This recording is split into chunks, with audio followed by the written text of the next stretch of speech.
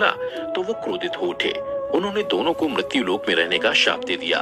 उसके बाद राजा प्रोरवा और उर्वशी कुछ शर्तों के साथ पति पत्नी बनकर मृत्यु लोक में रहने लगे। दोनों के कई पुत्र हुए, जिनमें से आयु के पुत्र नहुष हुए। नहुष के ययाति, संयाति, अयाति, अयति और ध्रुव प्रमुख पुत्र थे। इन्हीं में से ययाति के यदु, तुर्वसु, द्रुहु, अनु और पुरु हुए। यदु से यादव और पुरु से पौरव हुए। पुरु के वंश में ही आगे चलकर कुरु हुए और कुरु से ही गौरव हुए। भीष्म पितामह कुरुवंशी ही थे।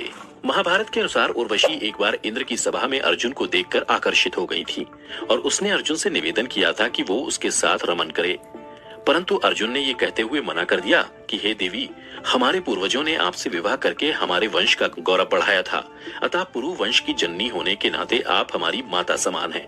और अर्जुन के मुख से ऐसी बातें सुनकर उर्वशी ने उसे 1 वर्ष तक नपुंसक होने का शाप दे दिया था। इसी तरह अप्सरा उर्वशी से संबंधित सैकड़ों कथाएं पुराणों में मिलती हैं। पुंजिक स्थला। एक और जहां उर्वशी और मेनका ने प्रोरवा के वंश को आगे बढ़ाया, वहीं पुंजिक स्थला ने वानर वंश को आगे बढ़ाया था। माता अंजनी से हनुमान के जन्म की कथा तो हम सब ने सुनी है, लेकिन बहुत कम लोग जानते हैं कि माता अंजनी किसी समय इंद्र के दरबार में पुंजिक स्थला नामक एक अप्सरा हुआ करती थी। ऐसा माना जाता है कि एक बार पुंजिक स्थला ने तपस्या करके एक तेजस्वी ऋषि के साथ अभद्रता कर दी। गुस्से में आकर ऋषि ने पुंजिक स्थला को श्राप दे दिया कि जा, तू वानर की तरह स्वभाव वाली वानरी बन जा। ऋषि के श्राप को सुनकर पुंजिक स्थला ऋषि से क्षमा याचना मांगने लगी।